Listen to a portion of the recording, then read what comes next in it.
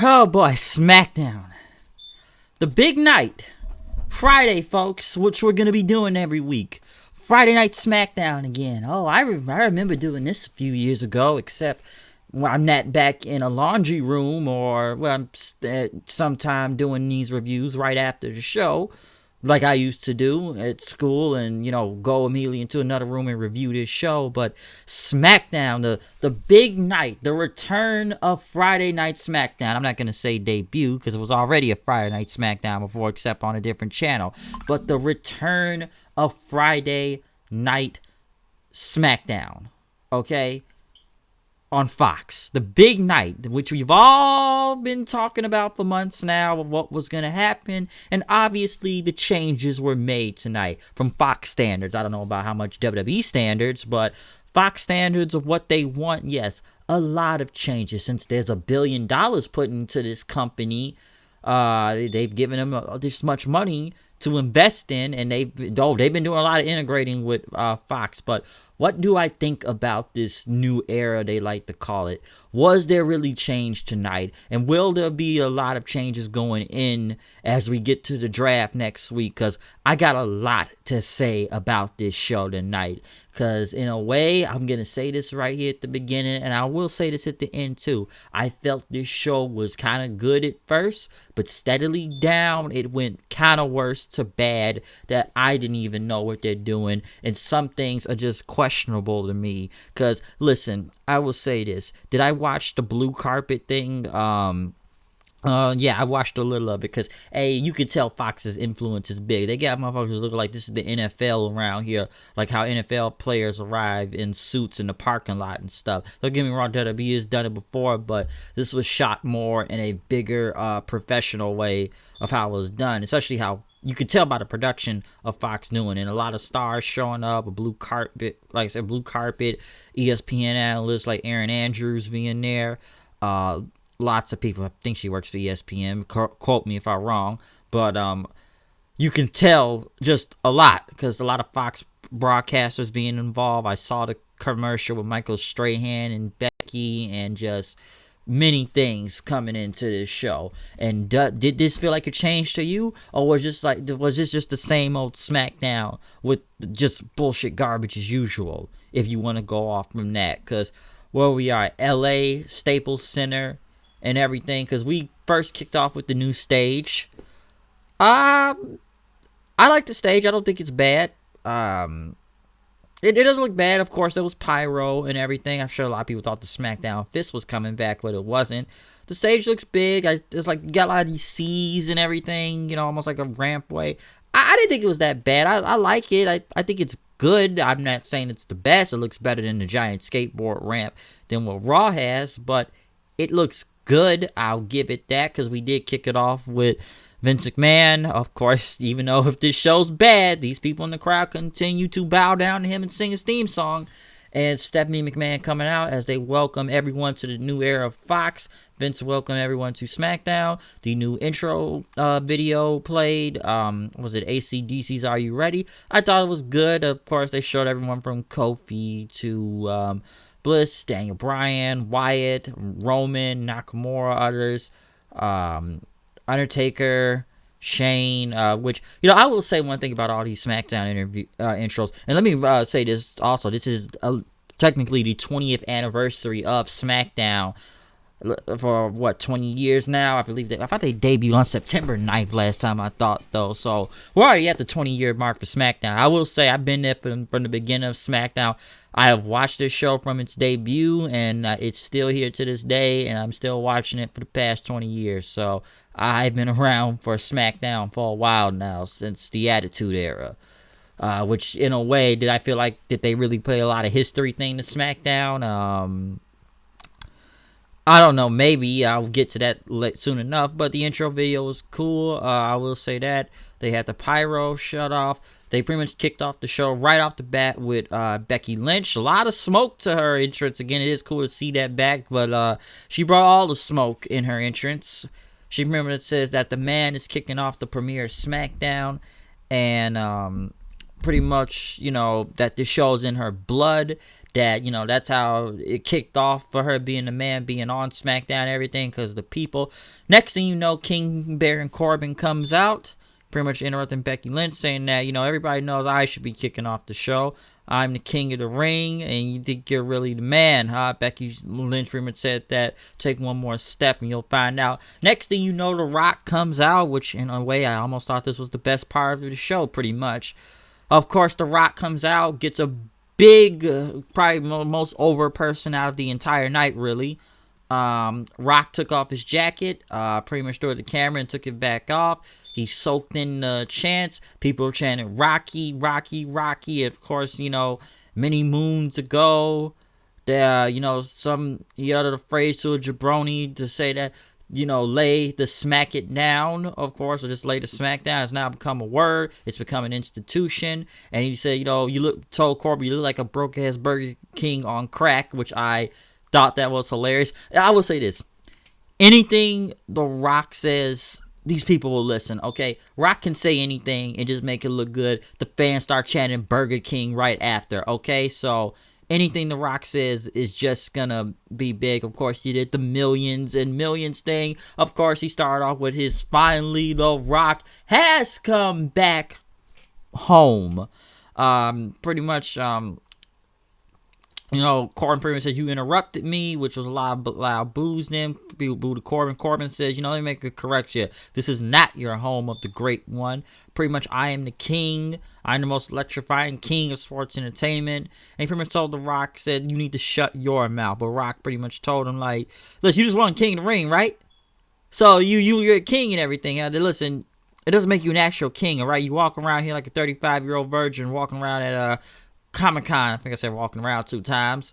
But he called him that, which was funny.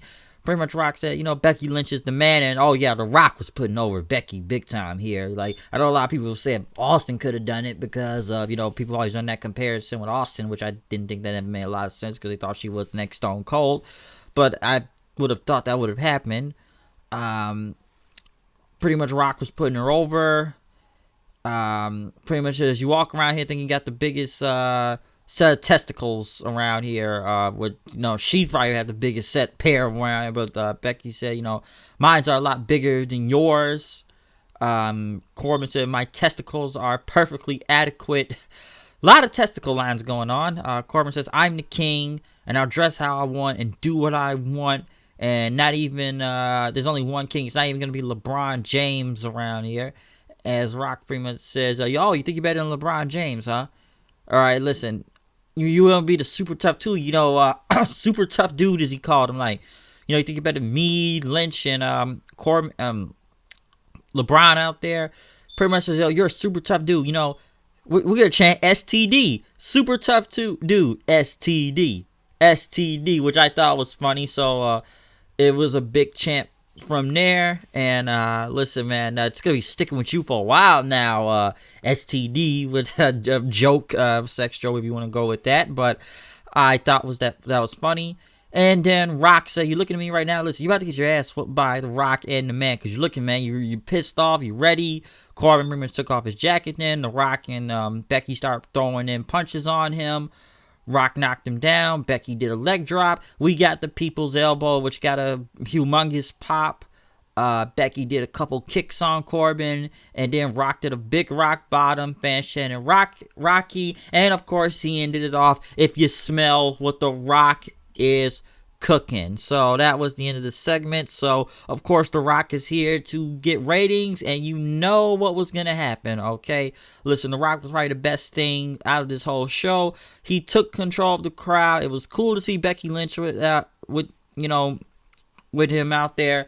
I know people said Corbin was buried out there, but come on, he fit well in this segment. He was going to get beat up. He was going to get made fun of course. So you knew Corbin was going to be chosen into this, and Rock was going to have a lot of material about him and everything. So you know how hilarious this was going to be. All right, Corbin was going to be a lot of jokes in general. I know a lot of people say he was buried and everything, but when has Corbin been not buried before, okay? Because even Rock like, you got your commentary, you won Money in the Bank, you tired Kurt Angle, you did the King of the Ring, so This is really hurt Corbin. I don't know. Corbin's already been beaten up several times anyway, so I'm not even going to say if he was buried in that, but listen, he was going to be the butt of this joke no matter what, okay? But then we pretty much got into the first match because they showed Trish and Lita in the crowd. Maria Menounos was there. We then went to Becky Lynch and Charlotte versus Sasha and Bayley. What do I have to say? Because we got a hype Hell in a Cell, which, I got a lot to say about that when we get near the end. Because, you only got 3 matches? 3? I think? I don't know. Because this match here, this tag match. But yes, this tag match, especially for Sunday, obviously I kind of figured what was going to happen here and who was going to win. It wasn't a bad tag match or anything. I thought it was okay, even though we seen this like a few weeks ago on Monday Night Raw. But it pretty much ended up with Charlotte doing the figure 8 on the figure 8 on Bayley for the win. Once again, Bayley looks like crap and she's the champion. For some reason, I kind of saw her taking the L anyways, because they're not going to give Charlotte the L, even though she's not even in the Hell in a Cell match this Sunday. Becky and Sasha can't lose right now, so yeah, let's just bury the champ and make her look stupid out there, okay? So she's the one that's going to take the L up in this match. So once again, and they make the champion tap out too. Let me point that out also. So yeah, let's make the champ look worse out there. They then went to Erin Andrews then as she interviewed the New Day. Pretty much talked about Kofi being the underdog in this match. Kingston says he's climbed mountains before. I've beaten a lot of other guys in these past few months, from Ziggler to Samoa Joe to Randy Orton and others. So he says he's gonna have to climb that mountain alone tonight, pretty much, I believe. So he was gonna we will see what's gonna happen from that. Of course, they hyped up the draft, which, I'm sure people hoping this comes soon enough, because a lot throughout this night, you can see a lot of Raw people on SmackDown tonight, okay? Of course, they went to Tyson Fury in the crowd. They showed him, Dennis Rodman, I think they say he was backstage, but Mick Foley and Kurt Angle in the crowd. And we're going to get into Fury later on, but Seth came out. But, of course, we do a whole Firefly Funhouse then, which was very shown, a long version, by the way, too, before this match with Nakamura. But we showed Bray Wyatt. His face looked pretty much mad, so he got all happy and welcomed everybody to the Funhouse then. This is his, since SmackDown's on its new home, I want to introduce my special friends in home, pretty much. The Ramblin' Rabbit was back alive again, as they all introduced themselves, from Mercy the Puppet to Abby the Witch to Huskus the Pig. And like I said, Ramblin' Rabbit, who was dressed as Seth Rollins with a Burn It Down shirt, saying like, I want to be like you with that great rep, dude. But you got a hell of a cell, dude. It's too late, dude. Wyatt pretty much says, what is all this poppycock here? Alright? We're going to show you what's going to happen in Hell in a Cell. So they have this makeshift cage. They put the rabbit in there. They put Mercy, the buzzard, with him. Pretty much then, it was like a red cage, and the buzzard pretty much chewed the stuffing out of Ramblin' Rabbit as a bunch of stuffing went into Wyatt's face, laughing. And he beheaded him and, tried to ask if he was okay. Started laughing. I will say this. Ramblin' Rabbit is now the new Kenny of South Park. It's like every week or every other segment in this show, it's like South Park now back then. It's like every episode, it's going to be, oh my God, they killed the Ramblin' Rabbit. You bastards. So that's what it's going to be. He is the new Kenny from South Park, Ramblin' Rabbit. And as they kind of play like some, music and everything of the Fallen, pretty much, the rabbit was down. He was dead again. History is going to repeat itself. We've hurt so long. Now it's your turn. CNL. So that's what's going to happen. So pretty much SmackDown pretty much went back to regular, since after, The Rock and everything. Right after they showed Hogan and Ric Flair in the crowd then. And they said The Rock's mom was right there with him too. So gotta hype up that Saudi Arabia match. Seth Rollins ended up going against Shinsuke Nakamura. This wasn't really much to this match. It was okay, but next thing you know, before he went for the curb stomp, Wyatt's music hits, and of course, the Fiend comes out. What does Seth Rollins do? Instead of stay in the ring, he runs to the top of the stage. He probably should have learned from Jerry Lawler. He ran to the top of the stage too. And Wyatt hit the mandible claw, and he threw him off the stage, so he didn't really fall that far. Listen, I am convinced as this, okay? Seth Rollins will retain the WWE Universal Championship this Sunday. I am convinced, because how many weeks have we done this with Bray Wyatt now? What, 3, almost 4 weeks now they done with this, and from Monday this week too? Okay, so what, you've done the same thing. Now, do I believe when some people are saying Bray Wyatt is kind of being overexposed right now? To an extent, yes, I will say that. We're getting more Wyatt than we are usual, but this is like the 3rd, 4th time he's attacked Seth Rollins, taking him out with this mandible claw, okay? And just getting the upper hand on him, with Seth getting no type of retaliation. So I am convinced Seth Rollins will retain the Universal title one way or another. If it ain't going to be some screwy finish, even though it's a Hell in a Cell match and there's no rules in general. So then again, these matches have ended stupidly in Hell in a Cell before. But there's no other choice but Seth winning. I'd be surprised if they just had Wyatt win the whole thing just like that. But judging by this is a go-home show, by the way, too. And they barely hyped Hell in a Cell. And it's only 3 matches. It's only 3 matches. What else do you have this show for Sunday? You've hyped SmackDown so much. What do you have for this Sunday? You have 3 matches. 3. Okay, you ain't got nothing else but 3 matches unless we gonna start throwing random stuff together. But, oh, no. We gotta wait till after the draft. That's when the real work starts, until after the draft. I don't know how good that's gonna be, okay? I don't know if it's gonna be recreated like SmackDown 2016 again. When you know, the show was great and everything and stuff. I don't know. We're gonna have to find out and see. But you only got 3 matches for a pay-per-view this Sunday. We just gonna throw random shit on TV. That's what it's gonna be this Sunday. We gonna throw random stuff. So listen, I am not surprised if Seth Rollins does retain the title, because he's getting beat up the whole time. He's been beat up the whole time. So what other point? I don't get it. What other point would be with him winning, Wyatt winning, unless they want to do it? But I see screwy finish, okay? They played a hype package for Shane McMahon and Kevin Owens. Kevin Owens was already in the ring, so he had a jobber's entrance. Shane McMahon came out. He was about to do his best in the world thing, but Owens attacked him, pretty much going up the stage. They both brawled, going back down the stage then.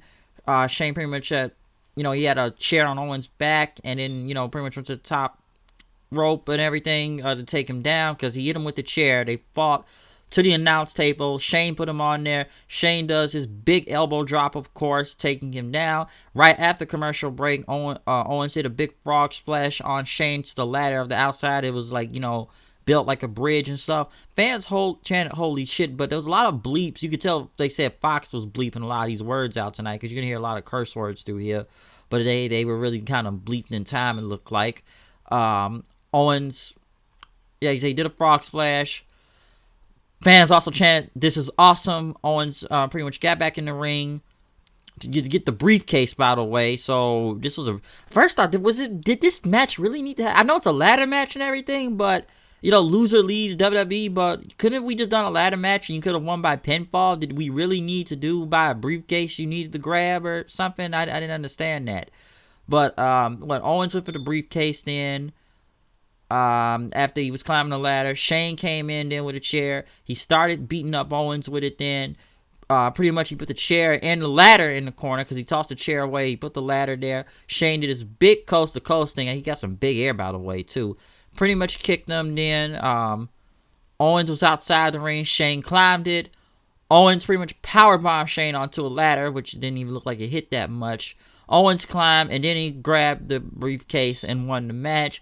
He pretty much picked up Shane on the microphone, and he said, "You're fired," and he gave him a stunner. Listen, I will say this about this match. I don't think this was a bad ladder match, really. I know some people say it was formulaic. I think both of them worked hard out there. I think Shane and Owens put on some really big moves. I did not hate the match. I don't think why they had a briefcase. That was kind of ridiculous to me. You could just went by pinfall. Do I feel like this kind of ended very anticlimactically? Yes, it did. No big type of thing going on. I know it wasn't going to be the main event. Honestly, I don't know why you just didn't add this to the pay-per-view this Sunday, because you only got 3 matches for the pay-per-view. Why did you just do a ladder match Sunday? This should have been probably at the pay-per-view. Why would you do it on the debut of Fox? But it's like, we needed another big match, so let's do that. Do I really think Shane is going to be gone that long? I don't know. I'll say it right now. They're going to put him on Raw. That's what they're going to basically do. We'll just put him on Raw. Maybe he'll be back on SmackDown next week and come up with some screwy reason. Because if Owens lost, we probably would see him in NXT right now like they got Finn Balor, okay? But listen, Shane McMahon will either end up on Raw or he'll probably be gone for a few weeks. And they'll bring him back, okay? Like, dude, like, he's going to end up on another show. I would not be surprised if Shane ends up on another show. So I don't even feel like this was over yet. Because not anticlimactically. Now, if they move Owens on to something else, okay. But this feud just kind of ended.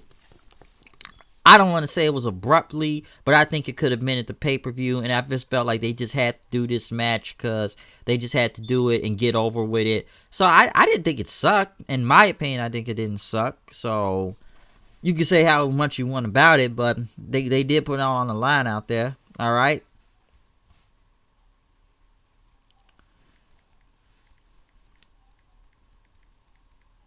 Hold on.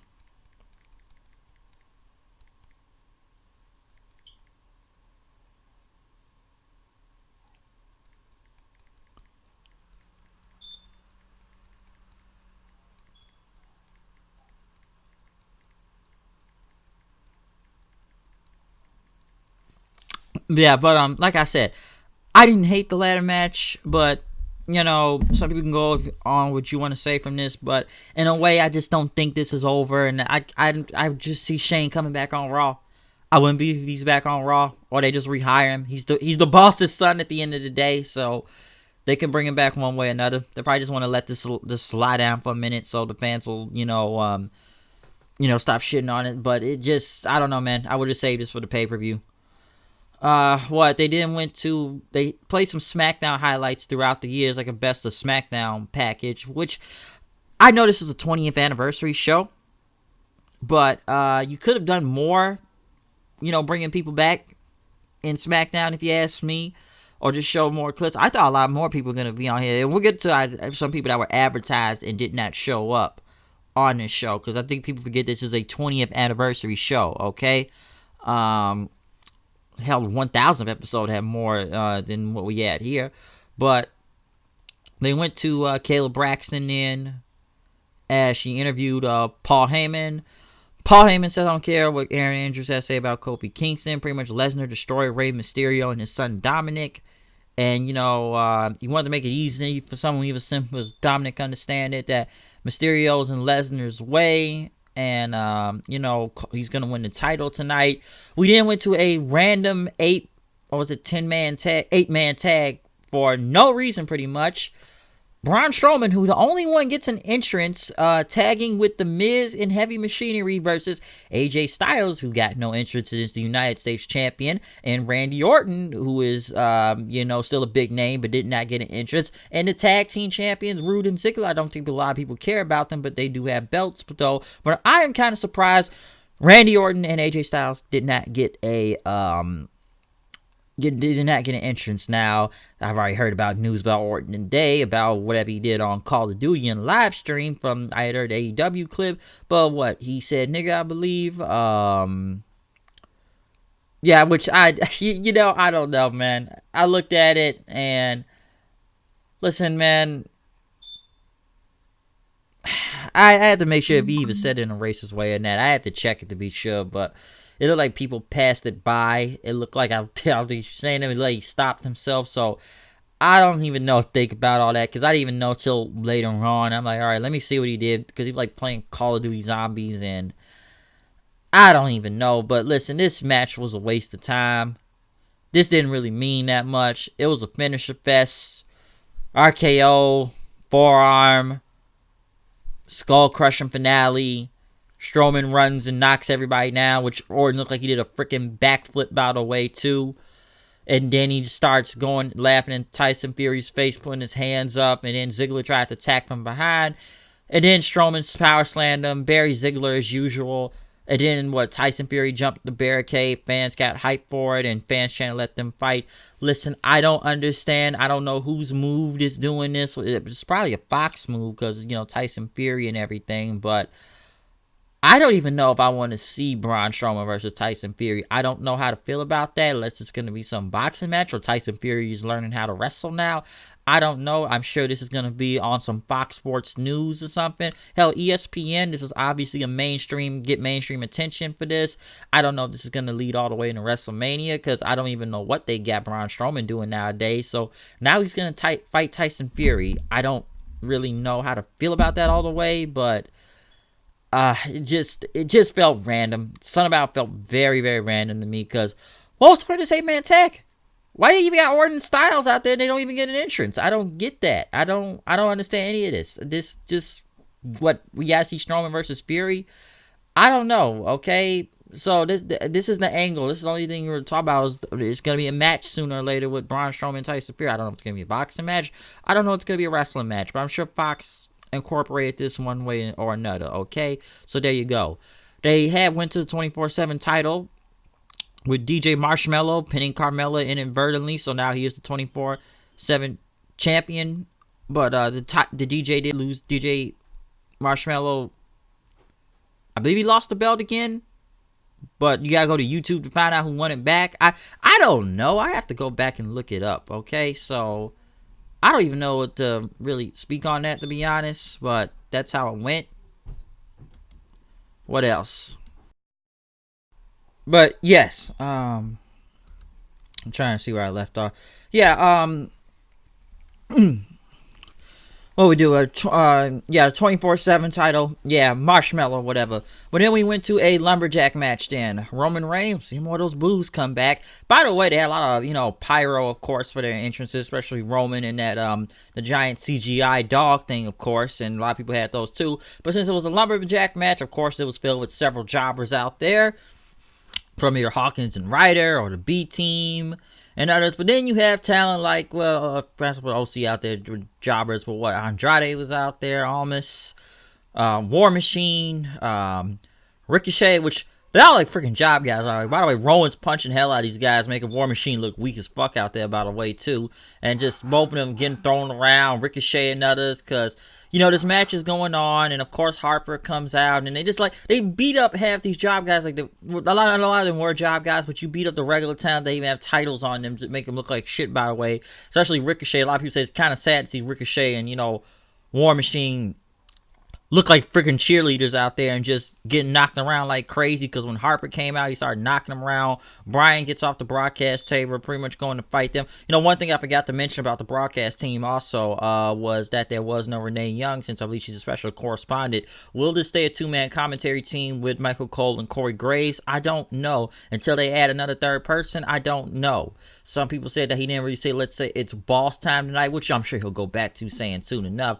Listen, I don't mind the two-man commentary team, because these three-man things get very confusing, but for some reason every show on WWE has to be a three-man commentary team. Now, I know Renee Young was listed to be on commentary, but I don't know how long that will be, or she's just going to be on the Fox Sports show for FS1 and everything. I don't know, okay? But it's better than hearing Renee Young and Corey Graves go back and forth every few minutes, all right? Personally, I've already said what I said about Renee Young's commentary before. I gave it a chance when she was on Raw. I just didn't think it was good. I really did not think she was good. And even I think, I know people say, it was because Vince was in her head, talking the whole time. And yes, I can agree on that, but I think a lot of it was just her on her own also. That I'm like, a lot of people say, like, she just, most of her words are like, ooh, ah, ooh. Or it's just bickering with Corey Graves most of the time. So that's what I thought about her commentary. So I just never really believed she was that really great on there, to be honest. Now, the interviewing thing, everyone will say she shines in that because she was a great interviewer before they made her a commentator on the show. So what can you really go with her? So I don't know if it will be a third person added to the thing. Maybe you could put Tom Phillips back, or Saxton, if not, if you're going to keep Cole and Graves out there. Because even I'm like, you could have kept Phillips on the commentary team, I feel like. Now, I don't know. They said he's added to 205, I heard. I don't know who's on 205. And then again, I don't know how many people stayed till after that show tonight to watch 205, since they moved it to Friday nights now, right after Smackdown, which is a death sentence, really. So I don't know how well that's going to go for you. But other than the commentary change, like I said, Harper comes out, Bryan attacks him. Everybody gets into position, pretty much brawling. Reigns does the big jump out, and all the lumberjacks outside. Rowan uses Mustafa Ali as a weapon, power bombing him into Roman to knock him down. Pretty much every chaos is going all over the place then.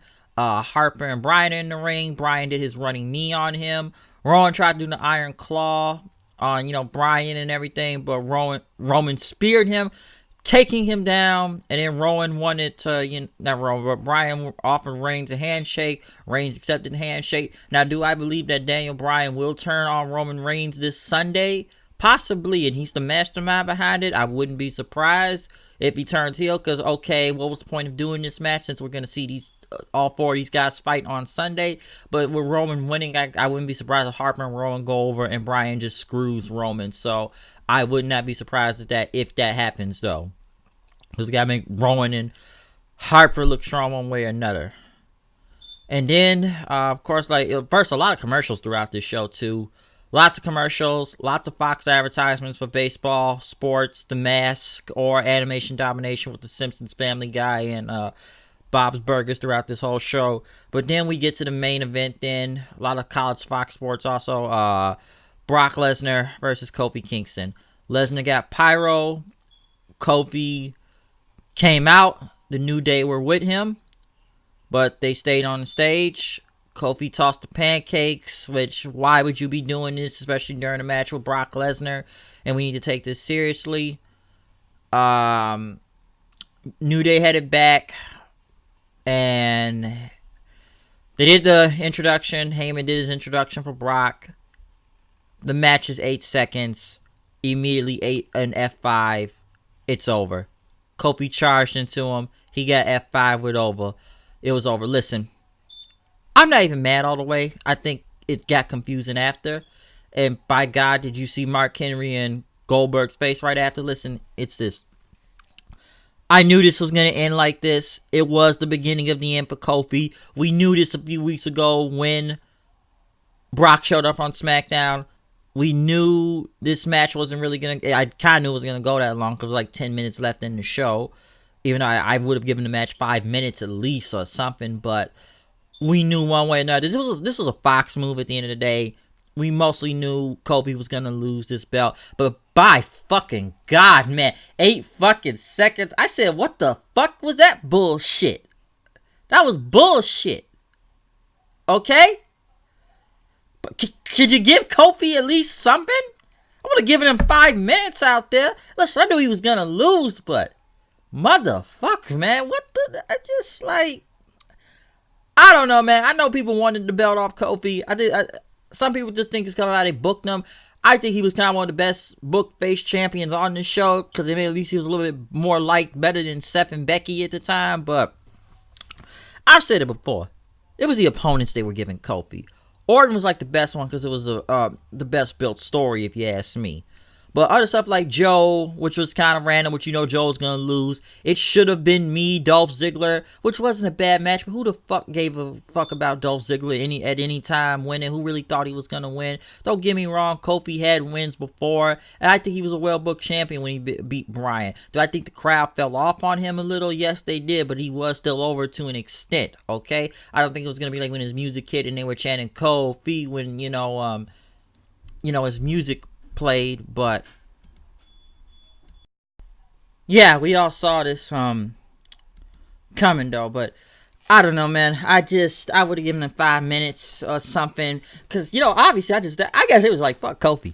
We knew Kofi wasn't probably gonna, like I said, not gonna have this belt after a Fox. But I guess they was like, just bury the guy, just make him look like the biggest piece of shit out there. They just made him look like crap. That's all I can say. They made him look like crap. I said, well, it's over. I knew it was going to be over, but the fact that it was just one freaking move was just... I just thought that was bullshit. I don't know. Like I said, people was okay with Brock winning, which in a way I thought was going to be... He may be Invisible Champion in, but what happens after? Rey Mysterio's music plays then. You think Rey's about to come out? Who comes out then? Cain freaking Valasquez, which I thought was in not UFC, but AAA right now, last time I checked. And I'm going to get into that in a second, okay? Because Lesnar was shocked. If you don't know who Cain Velasquez is, Cain Velasquez is from UFC. Cain Velasquez has beaten Brock Lesnar before for the UFC title. I believe it was in 2010. I believe he was Brock's last match before he left UFC because of that diverticulitis disease. Before he came back to the WWE, I believe Cain won by TKO at the time. So... Velasquez won right there, and Velasquez pretty much took off his shirt. He went in, he charged at Brock Lesnar, threw some punches. Brock got out of there. Pretty much it was a lot of curse words they kept blocking out, but they kept because they didn't fight me. Brock looked on as he had the title. He came to the ring, but he stopped and he smirked. Fans started. But yes, the fans started chanting Cuero then. I believe it's asshole in Spanish or coward in Spanish, but they chant Cuero, Cuero. They chanted that Brock Ray's music hit again, and they pretty much recapped everything, and that was the end of the show, even though there was like 3 more minutes left in the show too. So a lot could have more went on than that. Now listen, I think Cain Valasquez, to what I have seen, number one, I thought he was with AAA. He signed a contract with AAA. I don't know how long that was for, but I thought he was going to pull off the long run in that. If you haven't seen Cain Velasquez wrestle, he wrestled at the Triple Mania show a few months ago, and he just wrestled at that New York show they did in the Garden, well, not the Garden, but the Hulu Theater. I know they played it on TV because that's when Impact, they now had partnership with Access. So I saw it. I saw it last week on Access TV or two when they did that. So they did that on Access TV with They did it on Access TV, and I saw Cain Valasquez wrestle. I think he's good. I think he's real good in the ring to what I saw. So, and I know there were rumors he was already training at the Performance Center. So, I don't know how long Velasquez is signed for with the WWE, or he has a full contract. I don't know. I was just surprised to see him on there. Now, do I think this belt really needs the WWE title in this? Not really, but once again, I say this is another Fox move. I think a lot of these things are Fox moves. Maybe it is a WWE move. I don't know, but a lot is leaning towards Fox. We already got $1 billion interest in this. So pretty much now, the WWE is now turned into UFC. This is now a UFC match, I'm assuming, right? Because I don't know what to take from this. I don't know when this match is happening. I felt Ray and Velasquez could have came out, cost Brock the title, and then Kofi does at least the Trouble in Paradise, and he still retained the belt. But obviously, we kind of knew that was not going to happen, and Kofi was not going to make it past into Fox with the WWE Championship, okay? Because now I don't know where Kofi Kingston comes out from here. In a way, I just think it was a bullcrap way to lose the title at the end of the day. It was just bad, in my opinion. I knew it was coming, but I just didn't think it was going to go by one freaking move, though. All right, and I don't know, man. This Velasquez and Brock match, I just don't. No, I don't know if it's going to suck. I don't know if it's going to be good. I think Velasquez is good in the ring. I just don't think this needs to be for the WWE Championship, but they must have it for the title for some reason. Do I see Velasquez winning? I don't know. He just got there, and I don't know how long, if this deal is a long-term deal in that. And would Brock probably retain if that's the case? I wouldn't be surprised if Brock retained the title. Like, I gotta get revenge on Velasquez because he beat me before I left UFC and beat me the first time also, so I gotta get payback on him if that's gonna be the whole story behind this. I don't know. Okay, I don't know, but obviously this is the big money match because honestly, who else on Smackdown is gonna face Brock Lesnar for the WWE Championship? So I don't even see a rematch for Kofi Kingston really for this title. I just don't see it. Okay, now at the end of the day, what do I think about this show? I think this was a hype show. Okay, I think it was good in the beginning. I enjoyed The Rock and everything. He was entertaining and hilarious, but even though. Because I thought there was supposed to be a lot more people to be on SmackDown, number one. Because don't get me wrong, we saw just legends in the crowd. But wasn't Stone Cold Steve Austin supposed to be on this show? And I know people say, well, he was on an intro video. But yeah, but that was just the pre-show, though. Like, wasn't he advertised for the show? Wasn't The Undertaker advertised for the show? Wasn't Sting advertised for this show? Somebody told me he was on that blue carpet thing. I didn't see it, okay? So I didn't see the whole thing. And maybe, I guess he was there, but I swear there were several names advertised to be on SmackDown, but this show was so loaded in a way as it is, I guess you weren't going to fit everybody on here, but I know Taker and others were advertised. You know, one thing I will say about Undertaker, I don't know if I said this in the beginning of the video, for all the SmackDown intros I've seen throughout the years, I swear Undertaker has been in every single SmackDown intro one way or another since the beginning. In some way, some form, he's always shown. I could be wrong. Maybe I need to go look at all the intros again, but it's like he's been in every intro of the show. Okay, so I swear there was other people advertised that were supposed to be on this show, but there was going to be so much you could fit into 2 hours, even though the show ended 3 minutes early. It was so much, so I just knew it was like, wait a minute, I swear to God, Stone Cold was supposed to be on this show. They said it, okay? Several people were supposed to be on this damn show, but it just didn't happen. So, do I believe this was a hype show? Yes. Did they really promote Hell in a Cell that well? No, you only got 3 freaking matches, people. So I guess we got random matches on Sunday. That's going to be a case. Now, I know a lot of people say the real big change is when the draft happens. I don't know. It should be, could be. I don't know. Because once the draft happens, then we'll get down to business on things. But obviously, Fox wanted to go and throw every bullet they had at the wall or anything at the wall just to make this show look good. But I felt like it was kind of good in the beginning, but steadily and steadily throughout the night, it just kind of got bad. Was it the hype Hell in a Cell? Little as possible, because we can go from the overexposed of Bray Wyatt to random 8-man tags, so you can promote Braun Strowman and Tyson Fury, which felt like it didn't make a lot of sense. Just to very short matches. What else? What champions tapping out? I like the ladder match, so I'm not gonna hate on that all the way. I just felt it was anticlimactic.